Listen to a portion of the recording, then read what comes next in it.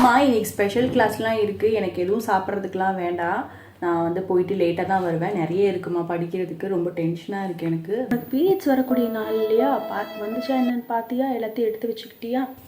அம்மா அதெல்லாம் எனக்கு வரதே இல்லைம்மா, எனக்கு ஆல்மோஸ்ட் ஒரு 6 months ஆயிடுச்சுமா. ஜாலியாக இதெல்லாம் கல்யாணத்துக்கு அப்புறம் தான் சரியாயிரும்மா, 1 வருஷம் கூட வராமல் இருக்கும், அதுக்கெல்லாம் ஒன்றும் பிரச்சனையே கிடையாது. நமக்கு ஸ்கூல் படிக்கிறோமோ இல்லை காலேஜ் படிக்கிறோமோ இல்லை மேரேஜ் ஆகிடுச்சோ, நமக்கு ஒன்ஸ் ஏஜ் அட்டன் பண்ணதுலேருந்து நமக்கு 28 days to 30 daysக்குள்ளே வந்துடும். ஏஜ் அட்டன் பண்ணதுக்கப்புறம் சில பேரெல்லாம் 1 year கழிச்சு கூட வரலாம் அப்படின்னு நினைக்கிறாங்க. So we have to check their haemoglobin, vitamin D and protein enrich foods கொடுக்குறோமான்னு பார்க்கணும். இது மாதிரி நம்ம கவனிக்காமல் விட்டுட்டோம் அப்படின்னா இது வந்து யங் ஏஜ்லேயே அவங்களுக்கு வந்து பிசிஓடி வர ப்ராப்ளம் இருக்கும். அண்ட் அதுக்கப்புறம் அதோடைய சைஸஸ் பெருசாகி அண்ட் இர்ரெகுலர் பீரியட்ஸ் கண்டினியூ ஆகி மேரேஜுக்கு அப்புறம் இஷ்யூஸ் இருக்கும்.